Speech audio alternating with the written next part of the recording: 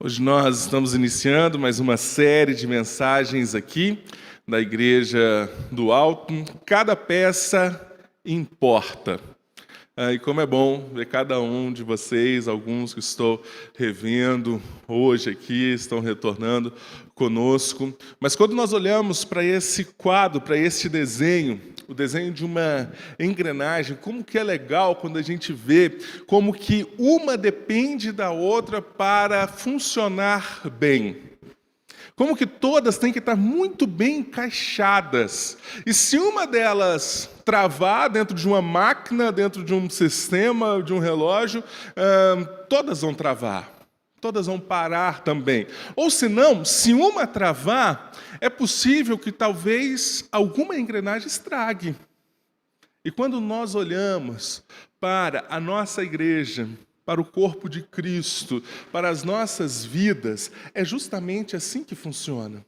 Temos que estar encaixados, todos juntos, unidos, e cada peça importa dentro desse processo daquilo que Deus está fazendo em nós e através de nós. Não que tenhamos valor em nós mesmos, por algo que nós já fizemos ou construímos, mas porque fomos alcançados pelo precioso sangue de Cristo Jesus e como filhos de Deus, dentro deste processo que nós estamos participando, dentro daquilo que Deus está fazendo como filhos amados de Deus, cada peça importa.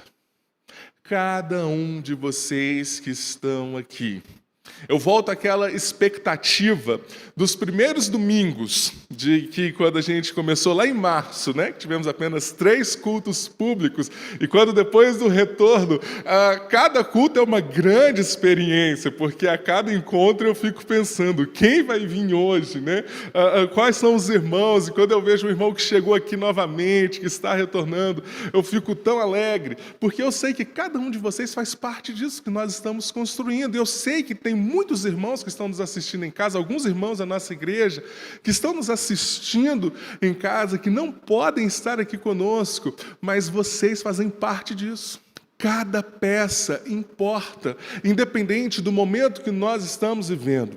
Por isso, dessa série, neste mês de novembro, hoje os próximos 2 domingos, falar da importância do corpo de Cristo, da importância da unidade, da importância daquilo que nós estamos fazendo como igreja. E apesar do distanciamento, apesar de alguns irmãos não poderem estar aqui conosco, vocês fazem parte disso que Deus está fazendo. Cada peça importa.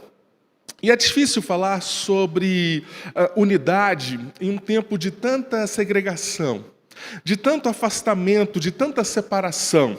Hoje, um dos principais assuntos na mídia é justamente falando sobre esse quadro, falando sobre a segregação racial, sobre as brigas que nós temos no mundo por causa disso, a segregação social, política, em um cenário tão polarizado como nós estamos vivendo, que divide assuntos que dividem tantas famílias, ou assuntos, às vezes, que dividem tantas igrejas. Mas nós compreendemos, quando nós olhamos para o que Paulo fala, no início da carta de Paulo, à igreja em Éfeso. Como ele vai dizer lá no capítulo 2, no comecinho do capítulo 2, quais os poderes que estão governando esse sistema, e que antes governava as nossas vidas. E Paulo ele vai falar sobre a natureza humana, uma natureza pecadora, uma natureza idólatra, uma natureza individualista. Essa é a realidade da nossa humanidade caída, essa é a realidade das nossas vidas pós o pecado. E quando nós olhamos para o cenário, para todas essas divisões, para todas essas brigas, para todos esses afastamentos, é fruto dessa idolatria. Da idolatria do homem, do egoísmo, desse individualismo que nós vivemos. Ou estamos debaixo de um sistema do mundo como um sistema que governa, que está governando as coisas no sentido de dizer qual o caminho que cada um deve trilhar. Um sistema que diz, que vai ditar em quem você deve votar, que vai ditar o que você deve vestir, qual o padrão de vida que você deve ter, quais tipos de amigos você deve procurar, e quando junta com a nossa natureza caída, nós vamos procurar, já falamos sobre isso aqui, esses relacionamentos utilitaristas, porque junta o sistema com a nossa natureza caída, procuramos relações que vão nos trazer algum benefício. E aí, para piorar tudo, nós temos a ação dos poderes malignos, do demônio, do inimigo, poderes demoníacos, das trevas que estão trabalhando em meio a este sistema, articulando, e negar esta realidade, negar a existência de um poder maligno, é agir com falta de sabedoria, porque sim, ele existe e ele está trabalhando. E aí, quando nós juntamos tudo isso, neste cenário, nós vamos encontrar um cenário de caos e desordem.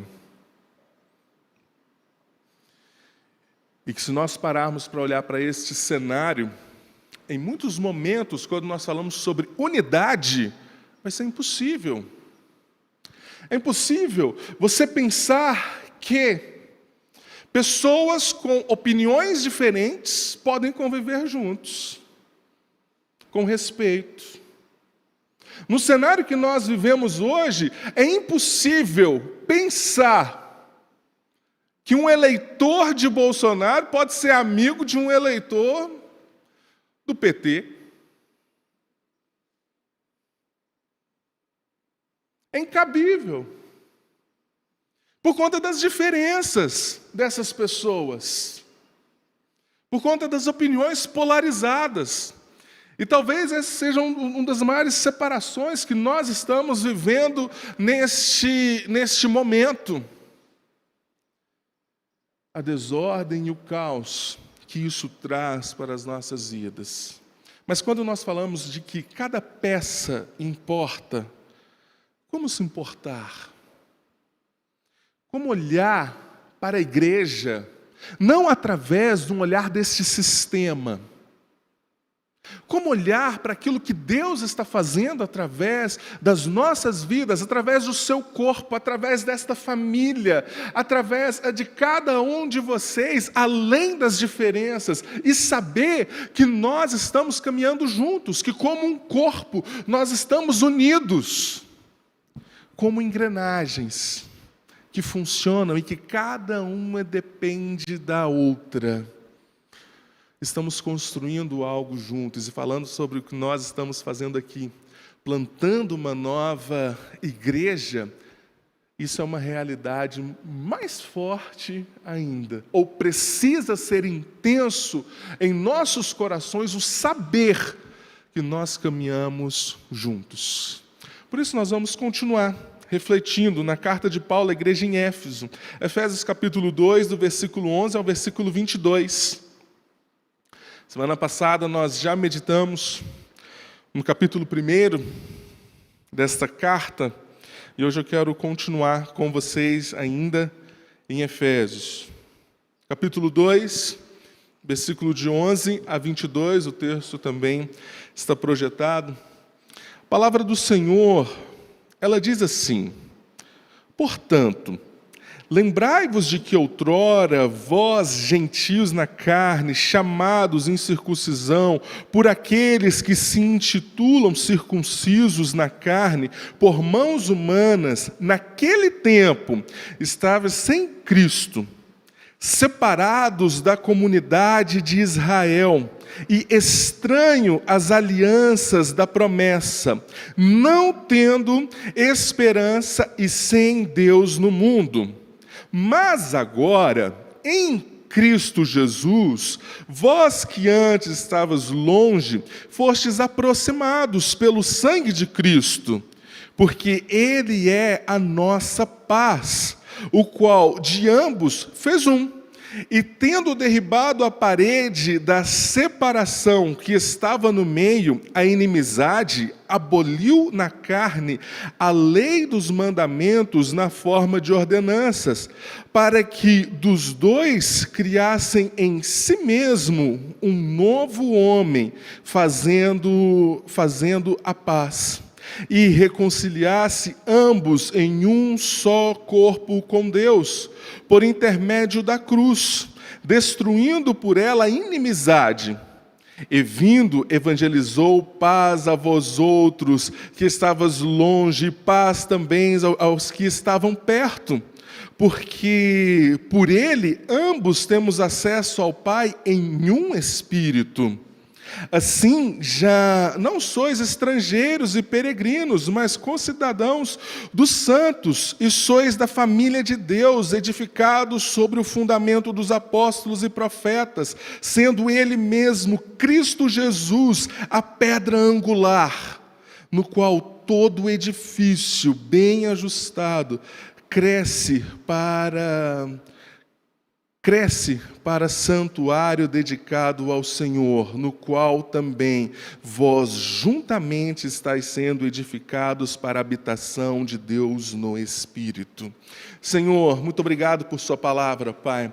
Necessitamos, ó Deus, da ação do teu Santo Espírito em nossos corações, em nossas mentes, para que possamos compreender com profundidade, clareza, ó Deus, para que possamos ser edificados, ó Pai.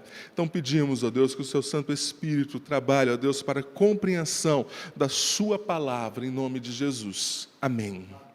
Semana passada, nós falamos um pouquinho do contexto dessa carta numa outra perspectiva. Lembramos da realidade, da cultura dessa cidade como uma cidade assim, muito importante, porque era porta de entrada para todo o comércio ali da Ásia Menor. Uma cidade, como nós falamos semana passada, onde se falava muito sobre riquezas, sobre poder, por conta do Império Romano, por conta do volume de mercadorias, de dinheiro, de negócios que circulava sobre essa cidade. Então, essa cidade é uma cidade muito importante. Importante para os romanos, por conta da política, por conta do comércio. Importante para os gregos, por causa da religião, porque ficava ali um grande templo à deusa romana, para os romanos Diana, para os gregos Ártemis. Então, um grande centro que produzia riquezas, cultura e religião para aquela época. Semana passada, falando aqui, brinquei que talvez essa seria uma cidade como São Paulo, um grande centro, onde nós temos ali, onde produz a cultura, onde nasce ali muitos movimentos urbanos, um grande centro econômico para o nosso país. Essa seria a cidade de Éfeso. Mas deixa eu trazer para você uma outra perspectiva a partir da religiosidade desta cidade. Veja como a deusa Diana, ela era uma deusa temida, uma deusa severa, cruel e vingativa, gosta de humilhar. Ela procede sem piedade contra todos aqueles que provocam o seu ressentimento. Não hesita em lhes destruir as colheitas, em devastar os seus rebanhos, em semear a epidemia ao redor. Veja, quando nós falamos sobre segregação, sobre a separação e afastamento, essa cidade, a cultura dessa cidade conhecia uma deusa onde você precisava obrigatoriamente caminhar com ela. Porque, caso contrário, você era humilhado. Caso contrário, você estava em perigo de perder tudo. De perder a sua saúde, de perder os seus bens, de perder as suas colheitas. Você deveria caminhar junto porque caso contrário você estava em perigo. E quando nós olhamos hoje para a nossa cultura, tão dividida, tão quebrada por causa do pecado, tão repartida, nós às vezes nos sentimos que, se nós não caminharmos em certos grupos, se nós não nos adequarmos a certos modelos, dependendo do contexto que nós estamos, nós corremos o risco de perder tudo. Dependendo de onde você está, você precisa se comportar e falar a linguagem daquelas pessoas. Ou dependendo da roda de pessoas que você está, você deve falar algo que aquele grupo irá concordar, porque caso contrário, você vai ser trucidado. Você vai ser destruído se você não se incorporar àquele grupo. Esse sentimento era um sentimento muito presente para os cidadãos de Éfeso. Por conta do grande templo, nós mostramos semana passada o enorme, o suntuoso templo. Vinham pessoas de todas as partes para cultuar Diana. Eles tinham ali o maior templo ali da Ásia Menor, o maior centro religioso. Imagina o número de devotos a essa deusa que tinha esta cidade. Se você não caminhasse com essas pessoas, você estava em perigo. Mas vamos olhar para dentro da igreja de Éfeso agora. Éfeso era uma igreja formada por grande parte pelos gentios, por povos, pessoas oriundas, vindas de povos não judeus. E, por um longo tempo, a igreja, por um pouco tempo, a igreja caminhou até bem com eles. Até que então eles enviam um judeu para o meio da igreja dos gentios. Um judeu roxo, um judeu forte, um judeu muito bravo, que era Pedro. Aí alguns problemas, algumas crises começaram a acontecer. E eles fizeram até um grande concílio, reuniram todos para conversar sobre como seria a convivência dos judeus com os gentios, para decidir se os gentios eles tinham que aderir aos costumes deles antes de se converterem, por exemplo. Olha o estado que chegou a igreja. Mas olha como isso era muito mais profundo, essa briga. Um judeu, ele orava quase que diariamente e dizia: obrigado, Senhor, porque eu nasci judeu e eu não sou um gentio. Obrigado. Essa era a realidade desta igreja. Era um dos problemas, das dificuldades com que Paulo vai tratar nesta carta. A divisão, a separação que eles estavam vivendo. E muitos queriam que os gentios que se convertessem ao cristianismo, primeiro, se convertessem ao costume dos judeus, porque era inadmissível que eles pudessem ser alcançados pela graça por Cristo Jesus da mesma forma que os judeus. E aí veja como que Paulo vai tratar este problema no comecinho do texto que nós lemos. Paulo vai escrever para este povo e vai dizer: portanto, lembrai-vos que outrora, lembrem-se de onde vocês vieram, chamados a incircuncisão por aqueles que se intitulam circuncisos, ou seja, sem aliança. Vocês não faziam parte deste povo. Vocês eram fruto de um povo sem aliança, não tinham aliança com Deus, não carregavam no corpo a marca desta aliança com Deus. E o texto continua, ele vai dizer, resumindo, sem Cristo, sem cidadania, sem esperança, sem Deus. Vocês não conheciam a Cristo, que nasceu no meio deste povo. Vocês não tinham cidadania, vocês eram como estrangeiros aqui, peregrinos, pessoas que não são daqui, por causa disso, sem esperança. Sem esperança porque vocês vieram de um tempo, vocês vêm de um contexto religioso, por mais que muito forte, mas muito desacreditado na época. Quando nós olhamos para um mapa, Atenas fica quase que num C, assim, né? Éfeso está aqui dentro do continente, Atenas está do lado de cá, e se dizia que em Atenas era mais fácil você encontrar um deus andando do que um homem. Também o número de deuses que eles seguiam. Um tempo onde as filosofias daquela época estavam desacreditadas também. Porque as pessoas viviam com medo dos deuses. Ou as religiões, as filosofias não respondiam aos questionamentos deles. Por isso que Paulo diz, sem esperança e sem um Deus que vocês podem confiar. Essa é a realidade deles. E essa também era a realidade das nossas vidas. Distantes da aliança, sem Cristo, sem uma pátria, sem uma esperança, sem um lugar, vivendo como um peregrino, um forasteiro aqui, nesta terra, sem saber de onde viemos, sem saber para onde íamos, onde que está acontecendo neste momento, sem ter uma esperança, porque quando nós olhamos para as coisas deste mundo, desse sistema, nós não encontramos uma esperança e sem Deus. O retrato dos gentios é o retrato das nossas vidas.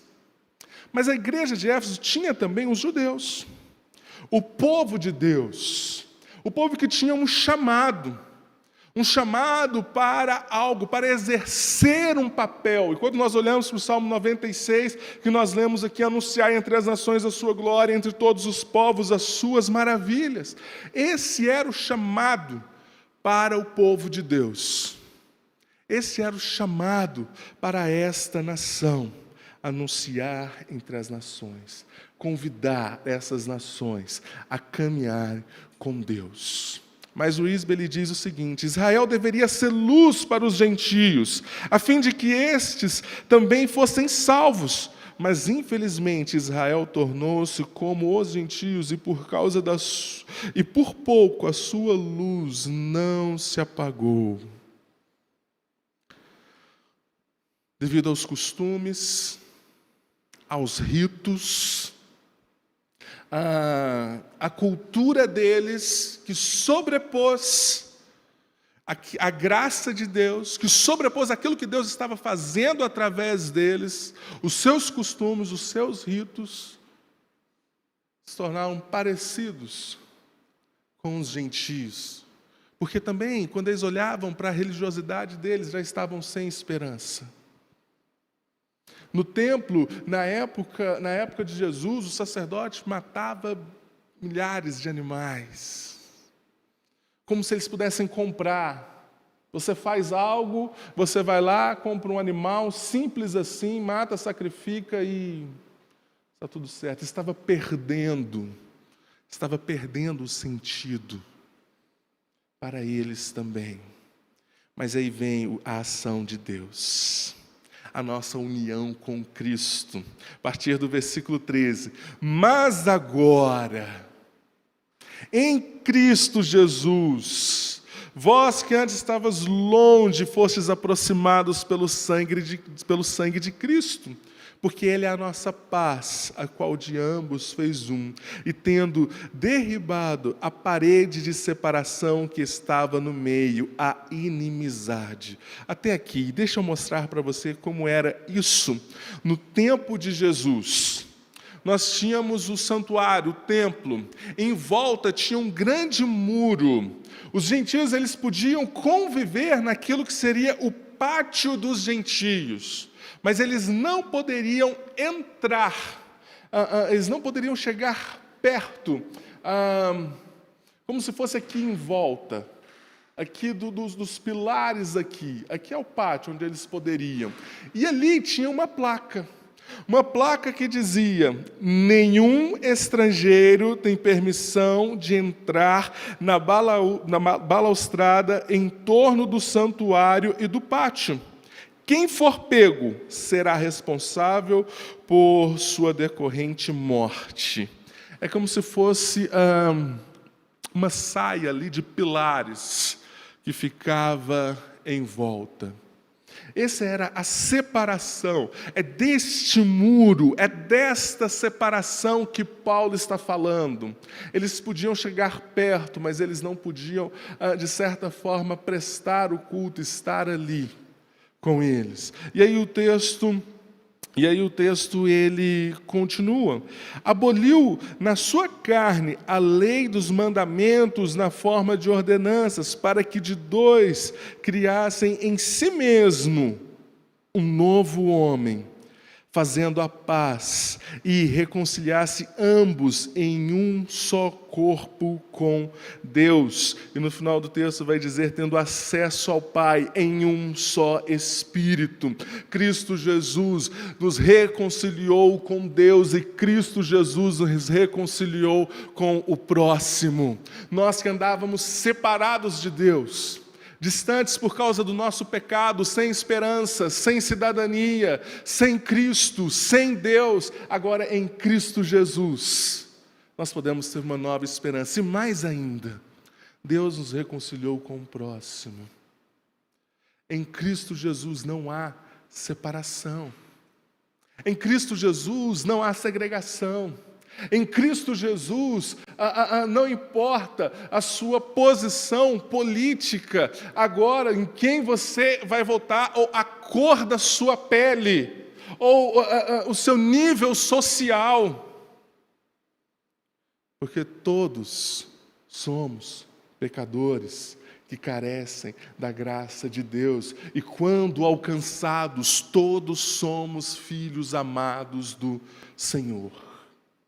Então veja a transformação que Deus fez quando nós olhamos para a palavra de Deus na vida dos gentios, sem Cristo. E quando nós olhamos aqui nesta carta, Paulo vai dizer, em Cristo Jesus, sem cidadania, e em 1 Pedro vai chamar de nação santa, sem esperança, chamados em uma só esperança, sem Deus. E no texto que nós lemos na semana passada, bendito Deus e Pai de nosso Senhor Jesus Cristo.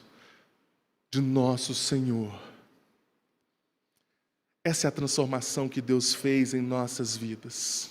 Esse é o agir de Deus em nossas vidas, nos chamando, nos convidando para fazer parte da sua obra, daquilo que Ele está fazendo em toda a história.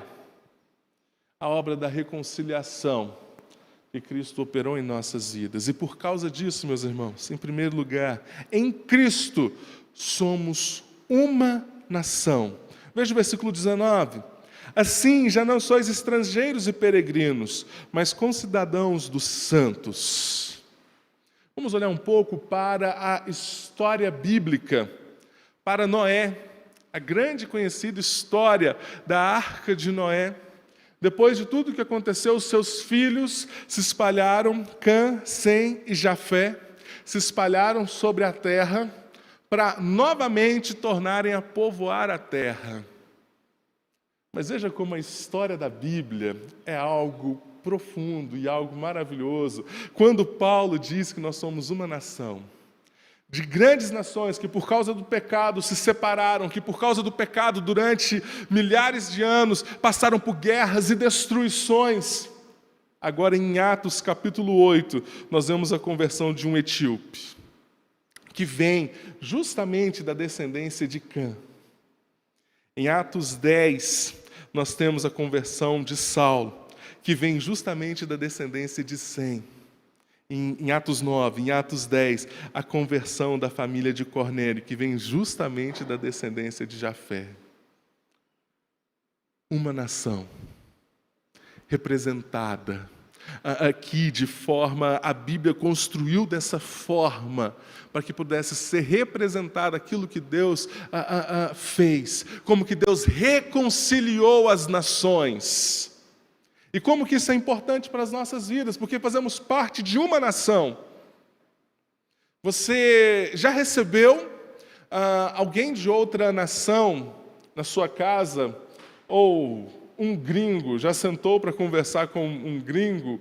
Ou com alguém aí da Europa, do Japão, para conversar? Vocês já viu como eles gostam de contar como são os costumes do país deles? Ou quando você senta com um gringo, você faz algo e ele diz, não, lá não é assim. Lá nós fazemos desse jeito, lá nós não temos esse costume, lá funciona dessa forma.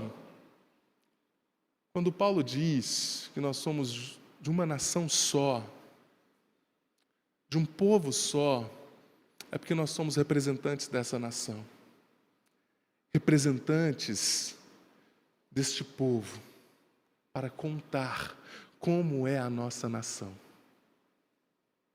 Como é este reino que nós fazemos parte? Cada peça, cada embaixador faz parte disso que Deus está fazendo.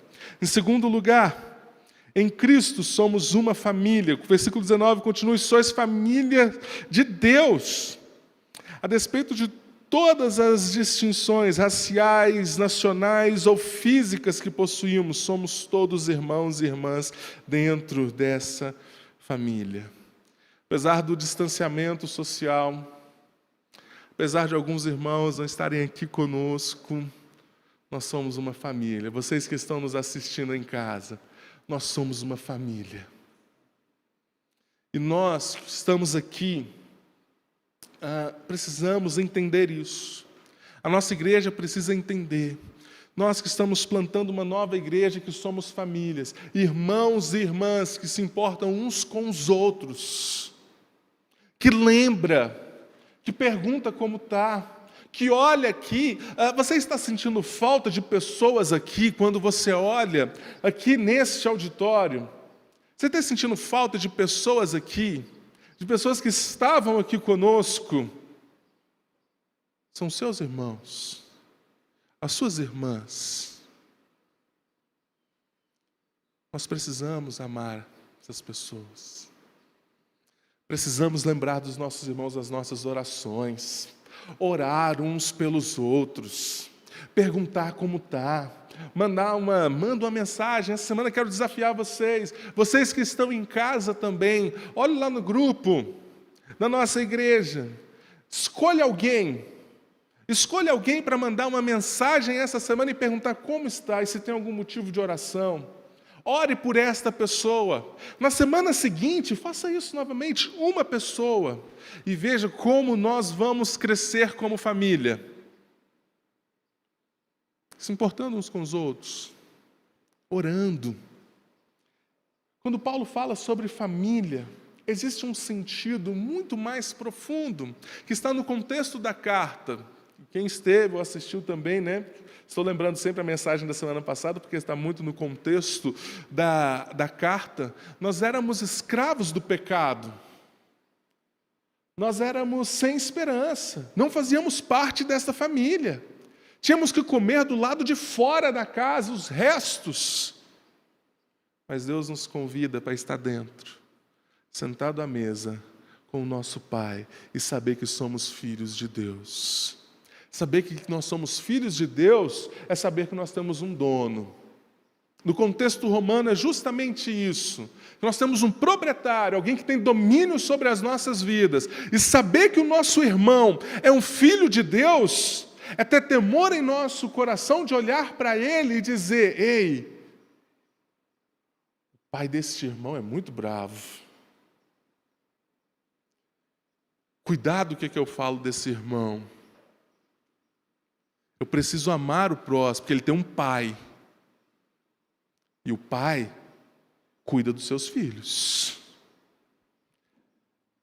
Isso trabalha em nossas vidas, em como nós lidamos com os nossos irmãos. Em Cristo Jesus. Com temor, com amor, com respeito, com honra. Porque são filhos de Deus também. É sobre isso que fala, sobre quando nós somos uma família, juntos, e assim essa engrenagem pode funcionar, pode fluir com muito mais facilidade. E em terceiro lugar, em Cristo Jesus, somos um templo.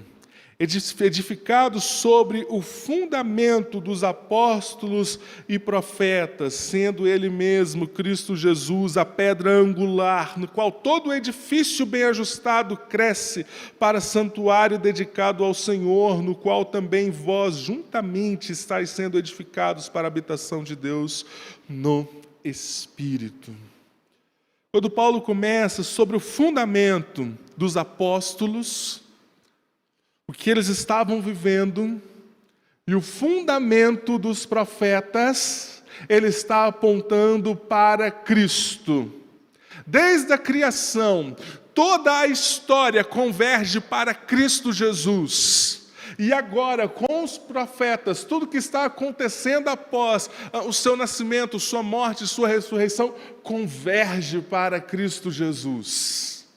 Para um propósito, como uma edificação, como uma habitação do Espírito. Vamos olhar para a história bíblica rapidamente, quando nós falamos sobre a habitação de Deus, do Espírito de Deus, como Deus caminhava com o seu povo. Quando nós olhamos para Gênesis 1, 2 e 3, Deus andava entre a criação. Quando nós olhamos para o povo em Êxodo, Deus ele mandou construir um santuário. Deus habitava com o seu povo. Mas, por causa do pecado, no meio do seu povo, Deus retirou aquilo que representava a presença dele. Deus retirou a sua habitação ali. Mas, novamente, quando nós olhamos para as Escrituras, Deus habitou em um templo. Mas lá no final do Novo Testamento, novamente por causa do pecado, por causa da profundidade do pecado desta nação, Deus ele retirou aquilo que representava a sua habitação ali. E agora, Deus habita em seu Filho, em Cristo Jesus. Porque o Verbo, o próprio Deus encarnado, o Verbo se fez carne e habitou entre nós, e a partir de Cristo Jesus, Deus não habita mais em templos feitos por mãos humanas, mas Deus habita através do seu Santo Espírito em nossos corações. Morada de Deus, e em toda a igreja como um corpo. Olha que coisa maravilhosa. A construção da história, quando Paulo diz, no fundamento dos profetas, na mensagem deles, na história do Antigo Testamento, na construção de como que Deus habitou com eles por causa do pecado, não tinha como. Mas Deus envia o seu próprio Filho, o fundamento, a pedra angular, para que possamos agora sermos a habitação de Deus, para pagar o preço dos nossos pecados, para morrer a nossa morte, para nos dar uma nova vida, e não mais em templos feitos por mãos humanas, mas edificados em Cristo, resgatado da morte para a vida, para uma nova vida. Sabe o que é a pedra angular? É essa que sustenta toda a construção. Nas construções antigas, se nós olharmos para as construções das pirâmides, a pedra que ia dar um norte para toda aquela construção. Eu gosto de um exemplo sobre a pedra angular. Já viu as construções daqueles arcos, que tinham 2 pilares, e eles iam encaixando as pedras, e em cima formavam um arco.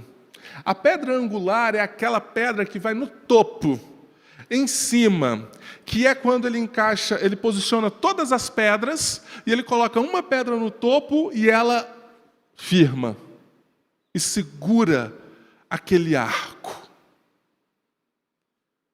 É a pedra que segura, é a pedra que dá o suporte, é a pedra que traz firmeza, que traz fundamento.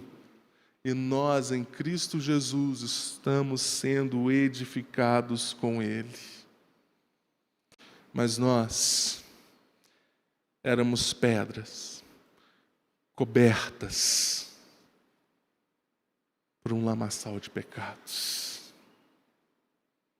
Não tinha como fazermos parte desta habitação. Não tínhamos como fazermos parte desta edificação. Mas por causa de Cristo Jesus, Ele que nos transforma em pedras vivas, sendo edificados juntos para um propósito, para a glória de Deus, como um templo, como um santuário, como representantes para viver manifestando a sua glória. Não como a nossa vida, como um momento de culto aqui somente. Um momento de culto na reunião dos santos, mas toda a nossa vida, em tudo o que fazemos, em cada momento, como um santuário vivo ao Senhor. Em tudo estamos cultuando ao Senhor. Em todos os momentos, com tudo que nós fazemos, é para a glória dEle. E quando nós falamos que cada peça importa, quando nós falamos sobre essa engrenagem, quando nós falamos sobre este templo, quando nós falamos sobre esta família, quando nós falamos sobre esta nação, isso nos ensina algo. No versículo 22, no qual também vós juntamente estáis sendo edificados. E na NVI, eu gosto da versão da NVI. Nele vocês também estão sendo edificados juntos.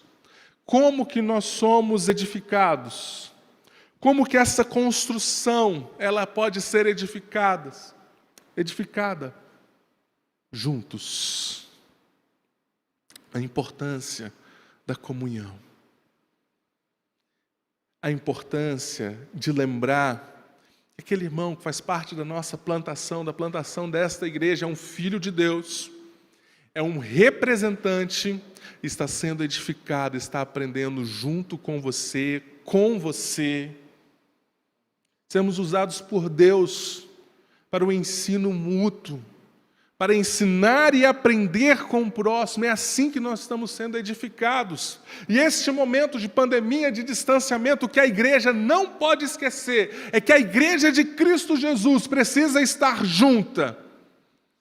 Apesar do distanciamento, apesar das dificuldades, precisamos encontrar meios de não nos separarmos, de estarmos juntos. E esta carta nos deixa uma ação em como nós vivemos dessa forma. No capítulo 4, versículo 2 e 3, sejam completamente humildes e dóceis, e sejam pacientes, suportando uns aos outros com amor. Façam todo o esforço para conservar a unidade do Espírito pelo vínculo da paz. Humildes, dóceis, pacientes, que como pedras sendo edificados, pedras vivas sendo edificados juntos, ser suporte um para o outro, fazendo um grande esforço. Algo que talvez essa pandemia fez é nos deixar acomodados. Não nos deixar acomodados em relação a vir ao templo, vir à igreja, mas na comunhão, no se importar com o nosso irmão, no saber como ele está, em saber se está precisando de algo. Porque passamos a viver, e isso eu estou falando para mim, viu gente? Passamos a viver e como pastor, às vezes, a Cíntia sabe, às vezes eu fico assim, de ligar, será que eu vou incomodar essa pessoa? Será que vai ser chato perguntar? E às vezes a gente pode até se acomodar também, em saber como está o nosso irmão. Como está a nossa família em Cristo. Os nossos representantes também nossos, eu digo, porque como irmão, como cidadão dessa nação, onde eu estou, eu represento o Jota, por exemplo, porque se eu faço alguma coisa errada, um dia alguém sabe que eu sou o pastor do Jota, ele vai falar, é o seu pastor, Jota. Nós representamos uns aos outros também, onde nós estamos, em cuidar uns dos outros, em unidade. Precisamos resgatar isso, meus irmãos. Para continuar plantando esta igreja, precisamos resgatar este sentimento. Eu creio que não se perdeu, mas que, talvez, por conta de todo o cenário que nós estamos vivendo, precisamos passar a reconstruir tudo isso. Como nós fazemos isso? Com o nosso processo de formação, no nosso relacionamento com Deus, no amar a Deus, na nossa comunhão, no amor, na nossa comunhão, no amor aos nossos irmãos aqui, na nossa missão do amor ao próximo. E aí nós vamos manifestar o reino de Deus. Eu quero deixar umas perguntas para você refletir e praticar. Primeira, como nação santa, temos tido um sentimento de pertencimento a esse povo? Somos representantes deste povo? Você tem pensado nisso?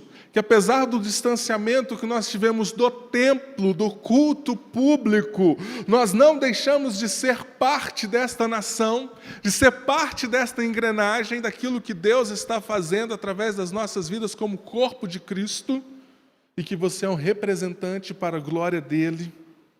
Nossa união com Cristo tem refletido em como tratamos e nos preocupamos com os outros membros dessa família. Olhar para o seu irmão, olhar para aquele grupo, saber que ali nós temos todos filhos de Deus e amá-los como Cristo amou cada um, aprender com Cristo esse amor, se importar uns com os outros. Onde está o fundamento do nosso edifício, das nossas vidas? Como Paulo lhe diz, no fundamento dos apóstolos e dos profetas, em Cristo Jesus. Eu quero deixar uma pergunta para você refletir durante essa semana, e semana que vem nós vamos falar disso. Qual tem sido a sua função no corpo? Onde você tem se encaixado neste trabalho? Trabalhando para a glória dEle. Nós vamos orar. Que possamos, neste tempo, pensar e refletir que cada peça importa. Cada peça como parte dessa nação, cada peça como parte dessa família e cada peça como parte deste templo, edificados para a glória de Deus. Senhor, muito obrigado por sua palavra, Pai, que nos convida ao conhecimento da verdade, que nós somos uma família, que nós somos um corpo, que nós estamos sendo edificados juntos para a sua glória, Senhor. Então que em nome de Jesus, ó Pai, que o Teu Santo Espírito promova a unidade em nossos corações, uma unidade de um amor vivo, um amor não fingido, que possamos nos importar com os nossos irmãos, orar pelos nossos irmãos, procurar saber como eles estão. Possamos viver, Deus, proclamando o Seu amor e vivendo o Seu amor, Pai, em unidade, para a Sua honra, para a Sua glória. Em nome de Jesus, que o Senhor fortaleça os nossos corações. O amor de Deus, o nosso Pai, que a graça do nosso Senhor e Salvador Jesus Cristo, as ternas consolações e a unidade do Teu Santo Espírito esteja hoje com todo o povo de Deus. Amém.